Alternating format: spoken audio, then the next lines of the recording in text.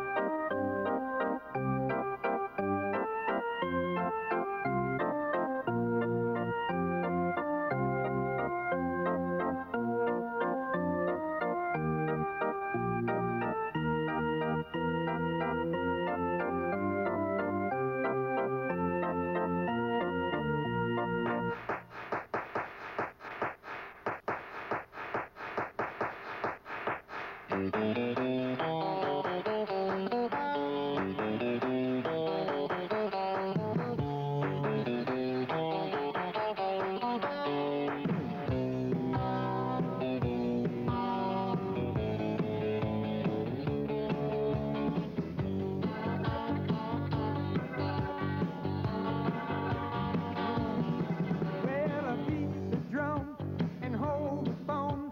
The sun came out today.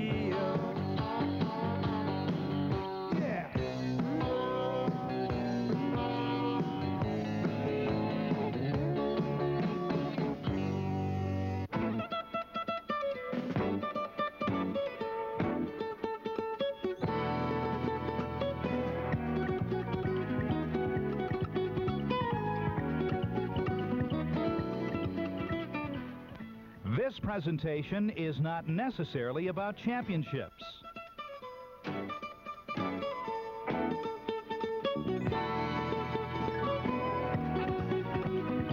Or of players going into professional baseball.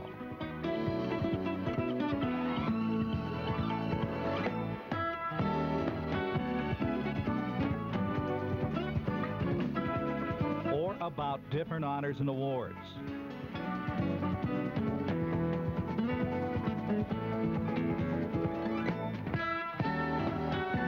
Nor is it even about different teams, although they are all certainly part of the program.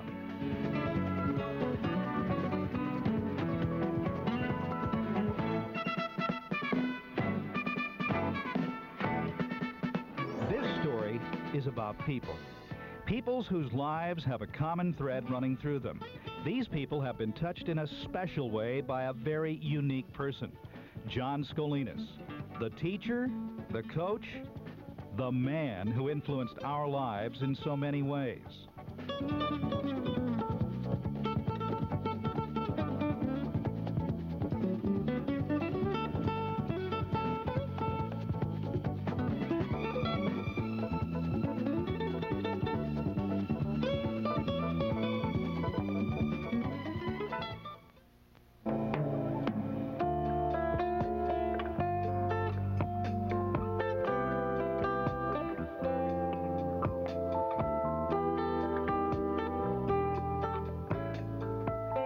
John Scolinos was born in Los Angeles, the fourth of 5 children, to an immigrant couple on March 28, 1918.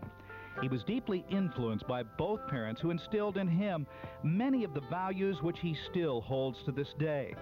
His father owned a corner fruit stand, later 2 restaurants, as the family prospered. That is, until the stock market crash, when the family lost virtually everything overnight. Suddenly, the Scolinos brothers were out on the street selling newspapers to help the family survive the tough years. This was only the first of many setbacks which helped him develop the trait of not giving up and battling back. His great love of sports was evident at an early age, and he excelled in both football and baseball. He played football at Manual Arts for 3 years as a center for the legendary coach Jim Blewett, who was also a great impact on a young John Scolinos. The team won 2 city championships with Scolinos as captain his senior year.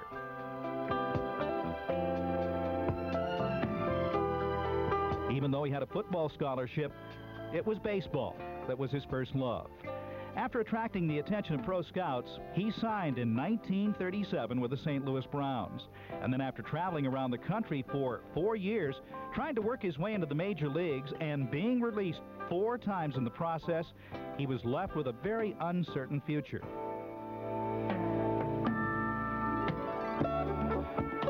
At this time, however, something happened at Pearl Harbor which would help decide his immediate future.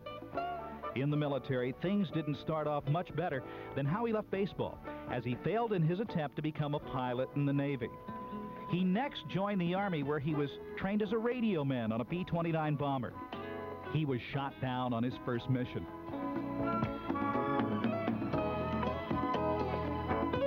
He ended up flying several other missions before being transferred back to the States just as the war ended. Back home, and again unsure of his future, he enrolled at USC, where he was 2 for 2, 2 classes and 2 Ds, and wondering if school was the answer. And on the advice of a friend, the opportunity to play baseball again, he enrolled at Pepperdine, where he soon found himself as a 28-year-old player coach in his freshman year of college. He led the team to the league championship his first year, but was forced to give up playing the next year because of an eligibility ruling. While finishing up his degree, he was influenced by another person, Dr. Earl Puglias, who was a great encouragement in his education. At this time, he was the head baseball coach and assisting with football as he graduated in 1950. During his years at Pepperdine, he met his future wife, Helen. They were married after a courtship of 2.5 years just after graduation. Their daughter, Violet, was born 2 years later. Coach went back to USC, this time for a master's, which he obtained in 1955. At this point, he became head football coach as well as head baseball coach, and also teaching at Pepperdine. The baseball program at Pepperdine became a tough team to beat through these years, with his last team at Pepperdine finishing 29-12, losing in the playoffs to the eventual national champions, USC.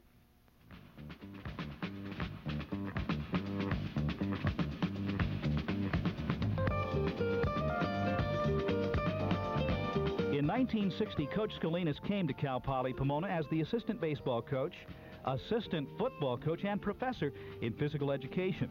He took over the baseball program in 1962 from Barney Anusian. In his 27 years so far, he has brought national as well as international recognition to Cal Poly by making it one of the most well-respected programs in the country. Cal Poly has won 3 national championships as well as 2 other trips to the World Series. Coach Scolinos has long been recognized as one of the leading coaches in the nation, if not the most respected. He is the winningest active coach in NC2A history and has been chosen to be the head coach for USA teams on 3 different occasions. He was also chosen by longtime friend and adversary Rod Dado as the pitching coach for the 1984 Olympics. Throughout his career, he has received just about every possible award imaginable, including Coach of the Year 3 times, Coach of the Decade for the 1970s, Professor of the Year at Cal Poly in 1976, the Lefty Gomez Award, just to name a few. In 1980, the baseball field at Cal Poly was dedicated as Scolinos Field in honor of the man who's done so much for the university through the baseball program.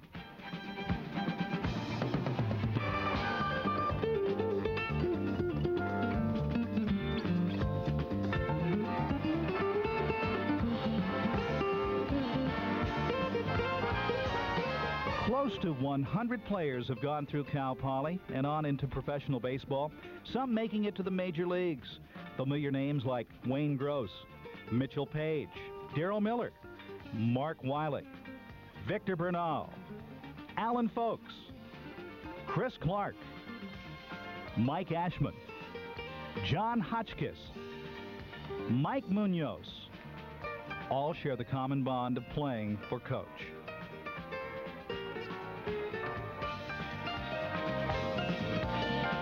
A number of ex-players have followed Coach into the coaching ranks as well.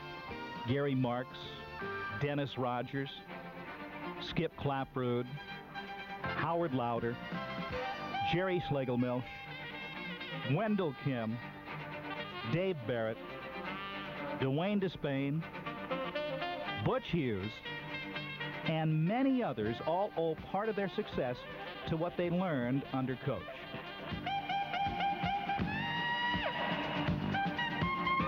Of course, the majority of players who play for Coach don't go into pro ball or coaching.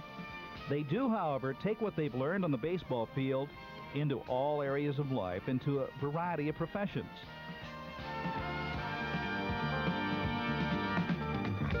In Coach's own words, not everyone can be a big league ball player, but everyone can be a big league person.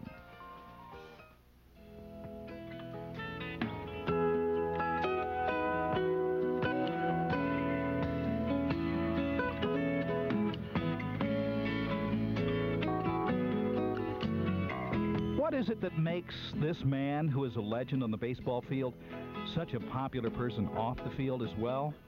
What are the qualities that attract so many people to him and commands their attention and respect? Perhaps it's these same qualities which make him so successful as a teacher and coach that also make him such a quality human being. He is certainly a man of loyalty, whether it be in his marriage, towards his country, towards his job, or to people in general. He is dedicated and committed to whoever he's associated with. He's always trying to learn, even when years of experience would make most other people think that they have all the answers. He is continually looking for new and better ways to do things, and is always willing to change and adjust. And of course, Coach also has a sense of humor, which enables him to laugh even in some rough times, and sometimes even at himself. His ability to make people laugh is just one of the many reasons people are drawn towards him. He is a person that you enjoy spending time around because he makes you feel good about yourself. He is one of those rare individuals who always thinks the best of others and who isn't afraid to give them responsibility and a chance to succeed. Coach has a genuine love for people.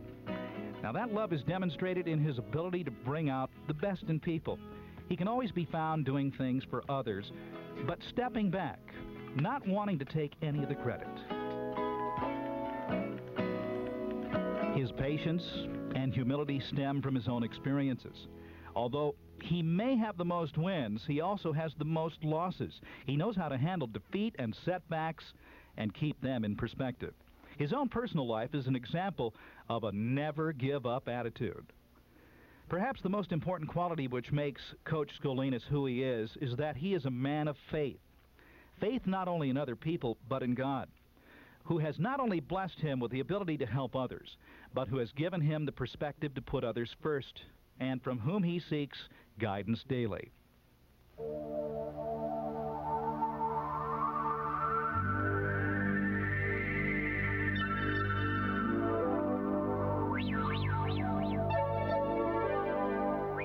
And we here tonight thank God for blessing our lives with John Scolinos, for using him to impact our lives, to encourage us to become all we are created to be, to love God first and others second, and to be the best we can possibly be in all that we do. We thank you, Coach, and we hope and pray that you'll be around for many years to come, to continue doing what you've been doing so very well for all of these many years.